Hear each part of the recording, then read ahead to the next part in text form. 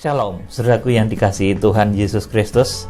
Tanggal 22 Januari 2022 kita bertemu lagi di dalam kasih Tuhan, di dalam persekutuan firman Tuhan. Saat ini saya akan sampaikan mengenai cara pengungsian di akhir zaman. Akhir-akhir ini saya mendengar ada beberapa orang yang mengatakan bahwa mengungsi itu dengan cara kita menjual aset-aset kita sekarang, kemudian kita lari ke tempat-tempat sunyi, ke hutan-hutan, ke gunung-gunung yang terpencil, yang dianggap nanti bisa terhindar dari bahaya antikris. Saudaraku, mengungsi tidak seperti itu.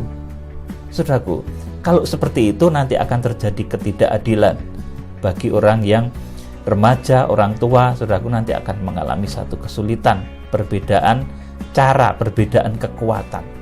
Saudara, tetapi pengungsian di akhir zaman, di mana ini dituliskan dalam Wahyu pasal 12 ayat yang ke-6 dan ayat 14, ini pengungsian yang dilakukan oleh Tuhan, menggunakan kekuatan Tuhan, dengan cara Tuhan, ke tempat yang disiapkan oleh Tuhan. Saudaraku, sesuai dengan Wahyu pasal 12 ayat 6 dan ayat 14, ditulis sebagai peogo. Peogo itu lari, hilang, lenyap. Kemudian ayat 14-nya petomai. Petomai itu terbang. Jadi lari, hilang, lenyap, kemudian terbang. Saudaraku, luar biasa, ini kuasa Allah.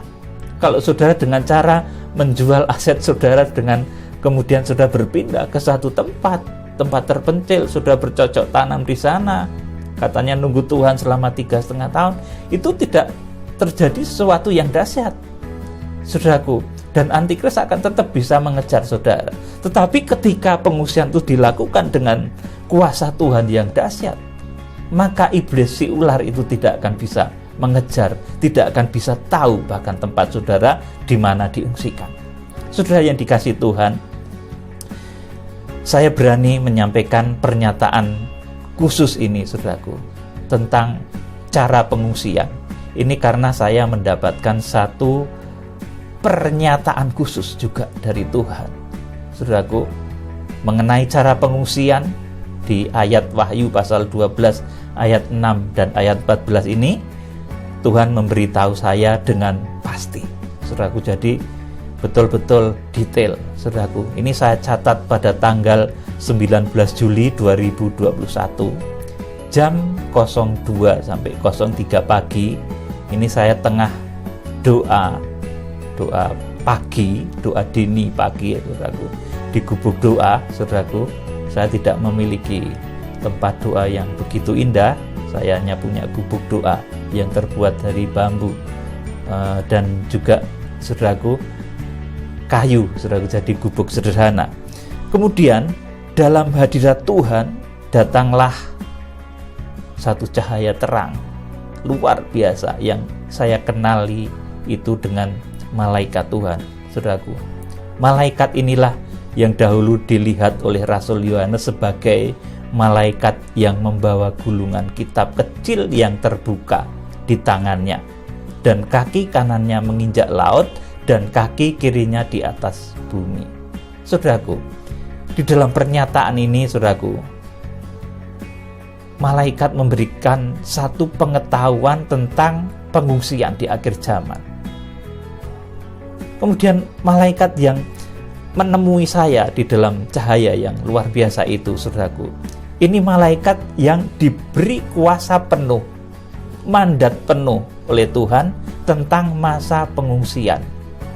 Dan disebut juga, saudaraku, sering saya sebut dengan malaikat sang surya. Saudaraku, jadi pada tanggal 19 Juli 2021 jam 02 sampai 03 pagi, ketika saya berdoa, saya bertemu dengan sosok malaikat ini, saudaraku. Dan kita akan baca dahulu ayatnya, kemudian nanti apa yang disampaikan malaikat ini akan saya sampaikan pada saudara. Saya jarang menyampaikan pengalaman yang seperti ini, saudaraku, tetapi karena ini waktu-waktu sudah betul-betul semakin mendekat kepada kegenapan firman Tuhan, bahkan kemudian banyak muncul ajaran-ajaran yang kurang jelas tentang pengungsian, maka ini perlu saya sampaikan, dan saya perlu menyampaikan dari mana berita ini berasal. Saudaraku, kitab Wahyu pasal 10 ayat 1 sampai ayat yang ke-6. Dan aku melihat seorang malaikat lain yang kuat turun dari surga, berselubungkan awan dan pelangi ada di atas kepalanya, dan mukanya sama seperti matahari, dan kakinya bagaikan tiang api. Dalam tangannya ia memegang sebuah gulungan kitab kecil yang terbuka. Ia menginjakkan kaki kanannya di atas laut dan kaki kirinya di atas bumi. Ayat 3. Dan ia berseru dengan suara nyaring, sama seperti singa yang mengaum. Dan sesudah ia berseru, ketujuh guru itu memperdengarkan suaranya. Amin. Saudaraku, jadi ayat yang ketiga ini menggambarkan tentang bahwa malaikat itu, saudaraku, itu yang dipercaya oleh Tuhan mengenai masa pengungsian, bahwa pengungsian tidak ada penundaan waktu lagi. Kemudian ayat yang keempat, dan sesudah ketujuh guru itu selesai berbicara, aku mau menuliskannya, tetapi aku mendengar suatu suara dari surga berkata, meteraikanlah apa yang dikatakan oleh ketujuh guru itu, dan janganlah engkau menuliskannya. Ini hari H tentang pengungsian. Jadi hari H itu sampai sekarang masih dimeteraikan, tidak boleh disebut hari H pengungsian, hari H harpazo. Sebab kalau sudah nanti dinyatakan hari H, saudaraku, kemudian terjadi pengungsian Peugo ini benar-benar, saudaraku, maka sudah bisa dihitung kedatangan Tuhan itu, yaitu 1260 hari lagi. Dan saat itu juga Antikris berkuasa di muka bumi dengan tandanya yaitu 666. Saudaraku, ayat yang kelima. Dan malaikat yang kulihat berdiri di atas laut dan di atas bumi mengangkat tangan kanannya ke langit, dan ia bersumpah demi Dia yang hidup sampai selama-lamanya, yang telah menciptakan langit dan segala isinya, dan bumi dan segala isinya, dan laut dan segala isinya, katanya, tidak akan ada penundaan lagi. Saudaraku, ini mengenai waktu pengungsian. Saudaraku, mengenai ketika orang-orang yang mencapai ruang Maha Kudus harpazo, kemudian wanita ini diungsikan, kemudian di dunia nanti dilanda masa antikris selama 1260 hari. Sudah yang dikasih Tuhan, saya lanjut dengan penglihatan saya. Ini malaikat yang dilihat oleh Rasul Yohanes ini, saudaraku, ini saya mengerti betul.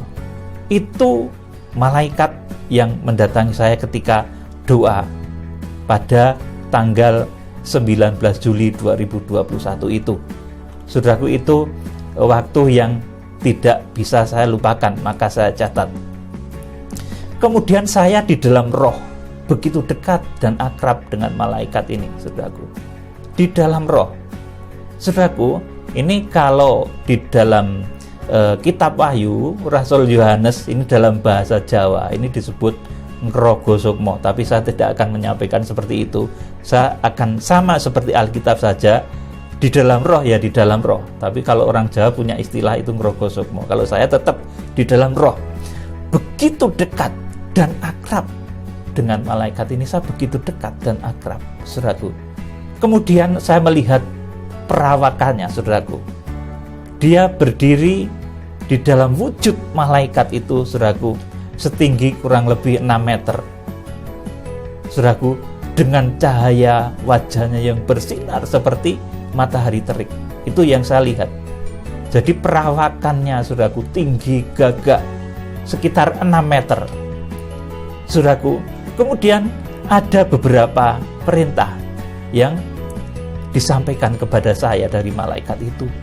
Saudaraku, yang pertama ini, saudaraku, dalam bahasa yang saya dengar ini, saya disuruh untuk menjaga tubuhnya. Ini artinya menjaga tubuh Kristus supaya terjadi kesatuan tubuh Kristus dari seluruh penjuru bumi, supaya terjadi kesatuan gereja Tuhan, tidak saling menyalahkan, tidak saling membenci, tetapi ada satu kesatuan. Bahkan jangan saling menyerahkan. Kalau nanti sudah ada orang beriman menyerahkan orang beriman kepada pengadilan, saudaraku, ini tanda akhir zaman loh, saudaraku. Kalau ada orang beriman sesama pengikut Kristus, mulutnya mengaku seperti itu, tetapi mereka saling serang, saling menyerahkan ke pengadilan itu tanda akhir zaman. Saudaraku, di dalam kitab Injil Matius menulis seperti itu.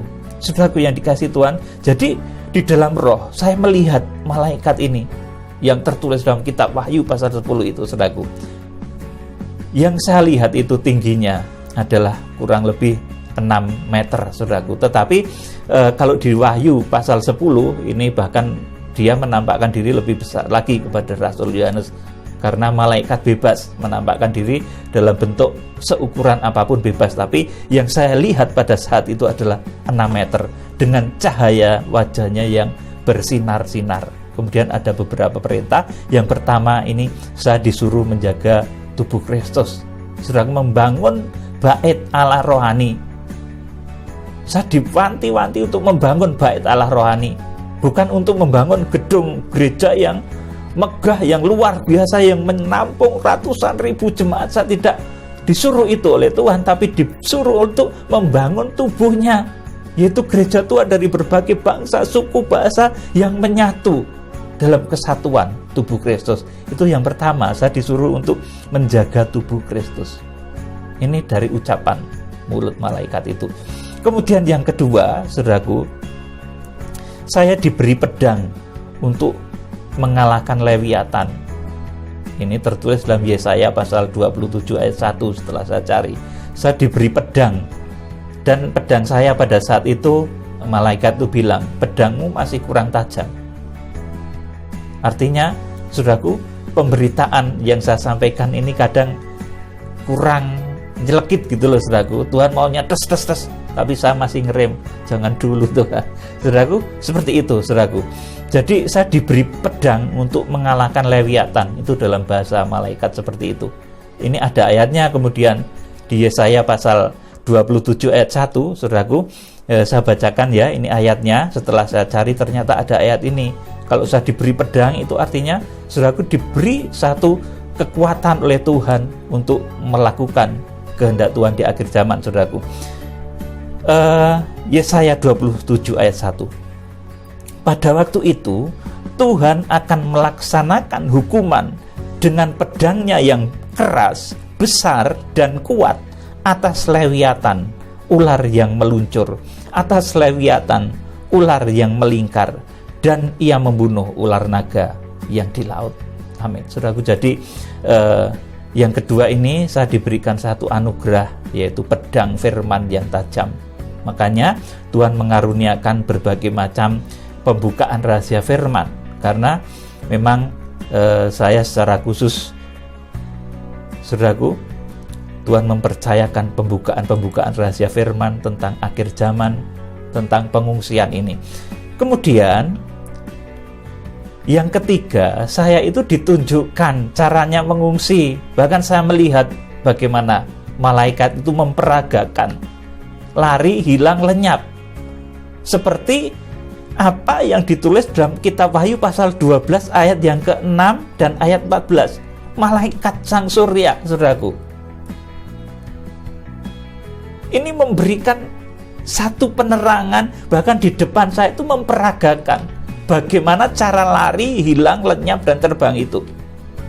Saudaraku, ini baru saya ceritakan kepada beberapa orang hamba Tuhan yang dekat kepada saya. Saudaraku, saya diajari cara lari, hilang, lenyap. Malaikat ini, saudaraku, di dalam Wahyu pasal 10 ayat 1 sampai 3, malaikat sang surya itu mengajar saya, memberikan satu panduan, bahkan di depan saya memperagakan bagaimana dia lari, hilang, lenyap. Saudaraku, ternyata pengungsian itu caranya bukan dengan cara lahiriah, tetapi jemaat saat itu akan diliputi oleh kuasa Tuhan yang begitu dahsyat, yang bisa melintasi pulau, bisa melintasi benua, langkah-langkah yang melampaui samudera dan benua. Ini yang dicontohkan kepada saya, yang diperlihatkan kepada saya, di mana malaikat itu memperlihatkan bagaimana cara mengungsi. Dia memperagakan, saudaraku, di depan saya, saudaraku. bahwa pengungsian itu bukan ditempuh dengan cara lahiriah menjual barang-barang, aset-aset, kemudian saudara lari ke gunung-gunung. Sudah akan keliru nanti itu. Sungguh. Ini malaikat yang di Wahyu pasal 10 ayat yang ke-1 sampai ke-3 yang betul-betul diberi amanat tentang pengungsian. Itu sudah menjelaskan dengan detail bahwa cara pengungsian itu bukan dengan cara lahiriah, tetapi jemaat saat itu akan diliputi kuasa Tuhan yang begitu dahsyat, yang bisa melintasi benua, melintasi pulau, langkah-langkah yang melampaui samudera dan melampaui benua.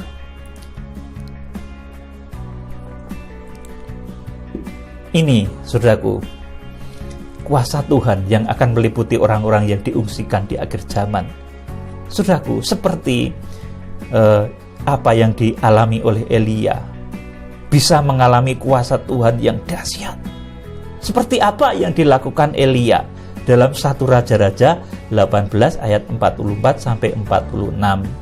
Lari dari puncak Gunung Karmel sampai Yisrael 52 km dalam waktu sekejap, sampai. Raja Ahab masih naik kuda, tuk-tuk.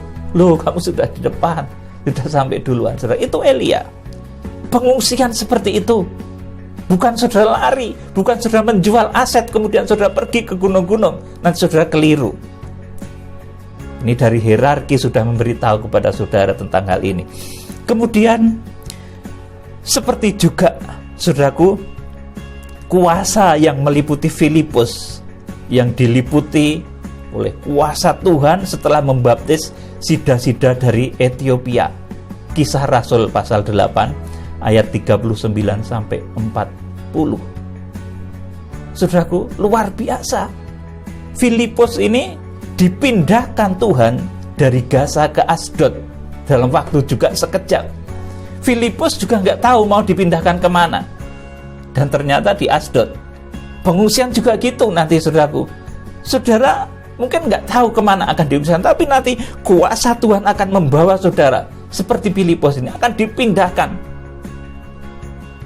Saudara, secara khusus sebetulnya di dalam pernyataan itu ada beberapa hal yang belum boleh diceritakan kepada saudara, seperti mengenai tempat pengungsian itu di mana, saudaraku. Itu sebetulnya sudah terbuka, tapi belum waktunya untuk disampaikan kepada saudara. Tapi yang jelas pada saat pengungsian itu, saudara akan diberi kuasa yang akan membawa saudara itu mampu melintasi pulau, mampu melintasi benua. Saudaraku, jadi pengungsian itu tidak lokal, saudaraku. Nanti saudaraku akan dibawa oleh kuasa Allah, makanya dikatakan juga terbang itu, saudaraku. Dengan 2 sayap burung nasar besar, artinya kuasa firman dan Roh Kudus yang seimbang, yang akan membawa saudara ke satu tempat yang disediakan oleh Tuhan. Saudara, jadi ini kuasa dari pengungsian, kekuatan Allah yang akan terjadi pada saat pengungsian, saat Pheugo, lari, hilang, lenyap, dan terbang. Jadi sekali lagi, bukan saudara dengan menjual aset, menjual rumah, menjual mobil, kemudian saudara mau hidup menyendiri di puncak gunung. Nanti saudara kecewa, saudara akan mengalami kesalahan, kekeliruan. Sebab pengungsian yang dilakukan Tuhan, Pheugo, petomai, itu sesuatu kuasa yang dahsyat, yang memindahkan saudara seperti Elia dari puncak Gunung Karmel ke Yisrael, seperti Filipus, saudaraku, yang dipindahkan oleh Tuhan dari, saudaraku, Gaza ke Asdod. Seperti itu nanti pengungsian di akhir zaman itu, saudara yang dikasihi Tuhan Yesus. Maka ini ada perintah dalam Injil Matius pasal 24 ayat 15 sampai 18. Saudara, ayo kita akan baca. Jadi apabila kamu melihat pembinasa kecil berdiri di tempat kudus, artinya masa antikristus tiba.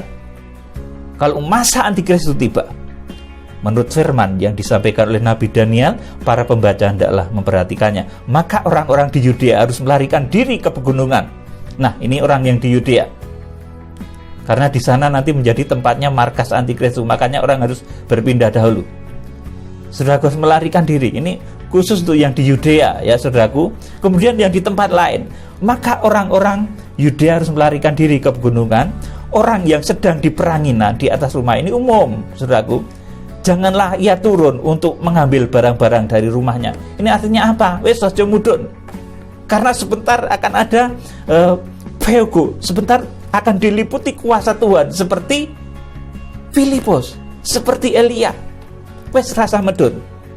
Pada saat masa Antikristus terjadi, engkau akan diungsikan, engkau akan Pheugo ke satu tempat yang disiapkan oleh Tuhan. Jadi rasa melayu-melayu saudara. Kalau saudara melayu ya saudaraku dengan kekuatan lahiriah, saudara yang gendut nanti larinya belakang sendiri ketangkep Antikris saudaraku. Malah lucu kejadiannya nanti saudaraku. Jadi saudaraku, kita akan baca firman Tuhan yang selanjutnya. Orang-orang yang sedang diperanginan di atas rumah, janganlah ia turun untuk mengambil barang-barang dari rumahnya. Dan orang yang sedang di ladang, janganlah ia kembali untuk mengambil pakaiannya. Saudaraku, ini artinya pada saat itu akan ada kejadian yang seketika. Jadi bukan menjual barang, kemudian saudara mengungsi, eksodus ke gunung-gunung, ke tempat-tempat terpencil, saudaraku. Nanti menjadi keliru, saudaraku. Ini yang ketiga dari apa yang ditunjukkan, apa yang diperintahkan malaikat itu kepada saya, yaitu saya ditunjukkan bagaimana cara mengungsi di Wahyu pasal 12 ayat 6 dan ayat 14 ini. Lari, hilang, lenyap, dan terbang. Bahwa itu caranya seperti ketika Elia, saudaraku, balapan dengan Raja Ahab. Bahwa itu caranya seperti ketika Filipus diliputi kuasa oleh Tuhan dari Gaza ke Asdod dalam waktu sekejap. Pengungsian begitu. Nanti saudara dari tempat saudara bekerja, saudaraku, dari tempat saudara ini digambarkan di peranginan, saudara sedang di peranginan, saudara di bawah seperti Filipus ini ke satu tempat yang disediakan oleh Tuhan. Jangan tanya dulu tempatnya di mana, saudaraku. Ini perintah yang ketiga. Kemudian yang keempat, oleh malaikat itu saat itu saya ditunjukkan apabila Tuhan itu berkehendak, saudaraku, satu benua besar yang terpencil sekalipun akan bisa diubah menjadi taman padang pengungsian yang indah. Saat itu saya ditunjukkan juga, saudaraku, taman padang belantara pengungsian itu seperti apa. Yang saya lihat pada saat itu, saudaraku, taman yang indah dengan banyak bunga seperti bunga tulip, saudaraku, yang saya lihat. Warna ada merah, kuning, saudaraku, terhampar luas di satu benua yang bahkan benua itu dikatakan benua terpencil. Saudaraku, oleh karena itu, saudaraku, pengungsian itu, saudaraku, lintas benua, lintas pulau, lintas samudera, dan yang melakukan adalah Tuhan dengan cara Pheugo dan Petomai. Saudaraku, dengan cara lari, hilang, lenyap, dan terbang. Seperti Filipus ketika dipindahkan dari Gaza ke Asdod, seperti juga Elia ketika dipindahkan dari puncak Gunung Karmel ke Yisrael. Saudaraku, seperti itu. Saudaraku, terjadi seperti itu. Kuasa Tuhan terjadi seperti itu. Dan saat itu, saudaraku, yang keempat ini, saudaraku, dalam pengalaman rohani itu saya ditunjukkan apabila Tuhan itu berkehendak, itu satu benua yang terpencil sekalipun diubah menjadi taman padang pengungsian yang indah. Yang saya lihat pada waktu itu penuh dengan bunga-bunga seperti bunga tulip berwarna-warni yang kebanyakan kuning yang saya lihat waktu itu, saudaraku yang dikasih Tuhan. Kemudian yang kelima, ya ini sebuah rahasia yang pribadi yang saya sampai saat ini juga menjadi terberkati. Ini oleh malaikat itu saya diajari satu nyanyian baru, saudaraku. Nyanyian baru yang belum pernah saya mengerti. Kemudian ini kalau diterjemahkan di dalam bahasa Jawa, saya dengar perintahnya itu di dalam bahasa Jawa, saudaraku. Karena saya orang Jawa ya, saudaraku. Mungkin kalau orang Chinese, orang Sinim ya mendengarnya dengan bahasa China, saudaraku. Orang Eropa mungkin mendengarnya dalam bahasa Inggris, orang Amerika dengan bahasa Inggris juga, saudaraku. Tapi saya ini orang Jawa kebetulan, saudaraku. Nah, saya mendengar dalam bahasa Jawa, saudaraku, nyanyian baru itu disebut sebagai Kidung Pangracut, saudaraku, dan itu luar biasa sekali. Saya tidak bisa menggambarkan seperti apa, tapi itu suatu yang luar biasa. Nanti yang akan memberkati kita semua. Saudaraku, suatu saat akan saya terangkan mengenai nyanyian baru ini. Kemudian yang keenam, ini setelah saya selesai dengan pengalaman itu, saya istirahat sejenak, saudaraku. Kemudian pada jam 10 pagi, pada tanggal itu juga, saudaraku, pada tanggal 19 Juli, ini kalau tadi yang secara detail tadi pada jam 2 sampai jam 3 pagi dini hari, kemudian dilanjutkan pada jam 10 pagi, saudaraku. Pada jam 10 pagi saya kembali dalam doa, dan di dalam roh kembali saya didatangi oleh malaikat yang tertulis dalam kitab Wahyu pasal 10 ayat 1 sampai 3 itu, dalam cahaya yang terang. Kemudian hanya datang, kemudian berjabat tangan dan mengucapkan selamat kepada saya, saudaraku. Selamat mengerjakan amanat Tuhan. Saudara yang dikasihi Tuhan. Kemudian yang perlu saudara ketahui, orang yang diungsikan itu, saudaraku, orang yang seperti apa atau saudaraku? Kalau kitab Wahyu pasal 11 ayat 1 dan 2 menyatakan bahwa orang yang terukur menjadi bait suci. Orang yang diungsikan juga adalah orang yang mencapai, minimal rohaninya mencapai ruang kudus. Saudaraku, kemudian ciri yang ditemui dalam orang-orang yang mencapai kriteria rohani itu apa, saudaraku? Orang yang akan diungsikan itu adalah orang yang bisa menjaga mulut dengan baik, tidak celometan, mulutnya memperkatakan perkataan yang benar, yang kudus, saudaraku, tidak suka menghujat, saudaraku, mulutnya mengatakan segala sesuatu yang baik, yang patut untuk diucapkan. Ini ciri dari orang yang diungsikan. Jadi orang yang diungsikan itu bukan orang yang jual tanah, kemudian mereka membeli kapling di atas gunung di tengah hutan, saudara, bukan seperti itu. Meskipun sudah menjual seperti itu, sudah tidak bisa menjaga mulut. Mulutmu kotor, mengucapkan dusta, mengucapkan berbagai macam hujatan.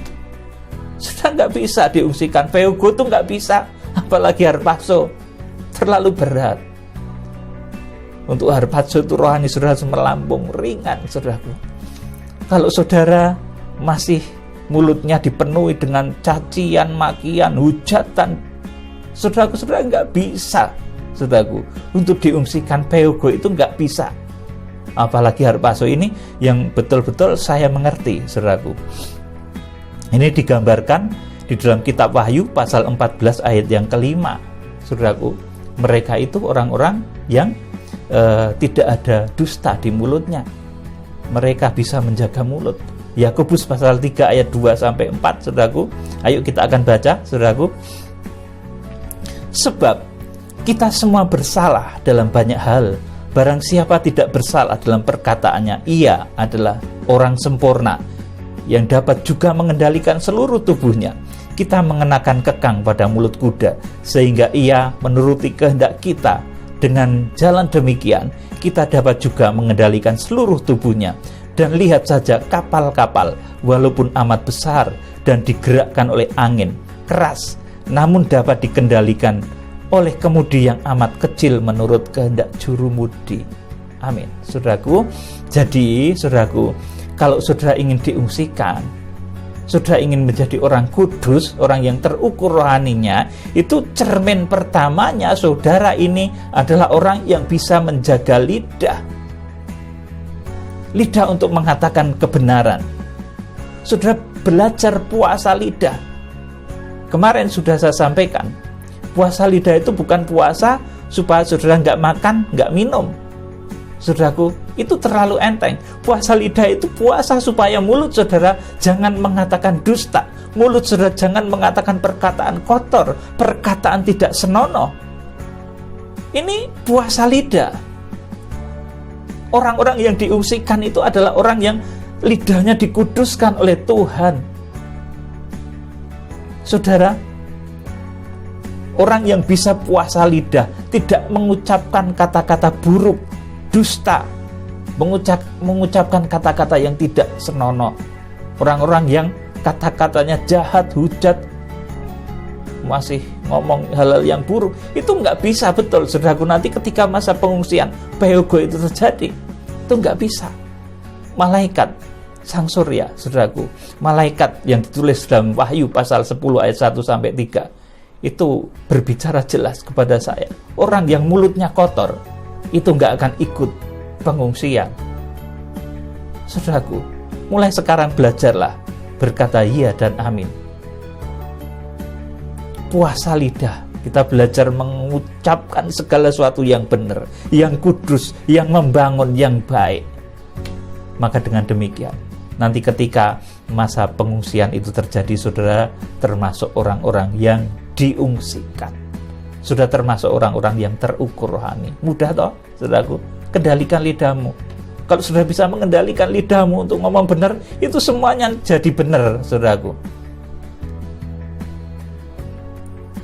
Belajar menggunakan lidah untuk mengatakan hal yang baik, benar, kudus, dan mulia. Sudah akan diberkati Tuhan luar biasa.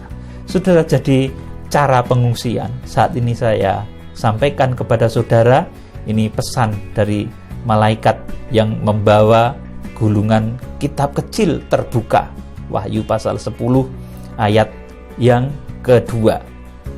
Ia yang, saudaraku, ditulis, dan aku melihat seorang malaikat lain yang kuat turun dari surga, berselubungkan awan, dan pelangi ada di atas kepalanya, dan mukanya sama seperti matahari, dan kakinya bagaikan tiang api. Dalam tangannya ia memegang sebuah gulungan kitab kecil yang terbuka. Ia menginjakkan kaki kanannya di atas laut, dan kaki kirinya di atas bumi. Dan ia berseru dengan suara nyaring, sama seperti singa yang mengaum. Dan sesudah ia berseru, ketujuh guru itu memperdengarkan suaranya. Amin. Saudaraku, dari malaikat yang berwajah matahari, saudaraku, pesan ini saya sampaikan kepada saudara bahwa pengungsian itu bukan dengan cara-cara lahiriah. Saudara menjuali aset saudara, mobil saudara, rumah saudara, kemudian saudara lari ke satu tempat yang saudara anggap aman. Saudara nggak bisa. Antikristus tetap mengejar, saudaraku. Tapi pengungsian itu akan dilakukan dengan cara Tuhan yang dahsyat, lari, hilang, lenyap, dan terbang.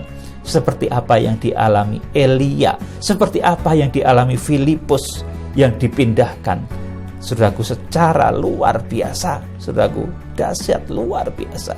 Filipus itu dipindahkan sekejap mata dari Gaza ke Asdod. Pengungsian itu nanti begitu. Itu sudah diperagakan di depan saya, di mana malaikat itu memberikan contoh. Nanti begini pengungsian itu, melintasi pulau, melintasi benua. Bahkan Tuhan bisa mengubah, saudaraku, satu benua yang dianggap terpencil itu menjadi taman padang pengungsian yang luar biasa indahnya, penuh dengan bunga-bunga tulip yang indah berwarna-warni. Kiranya Tuhan memberkati dengan roh hikmat dan wahyu. Salam penuaian, Tuhan Yesus Kristus memberkati. Haleluya. Amin.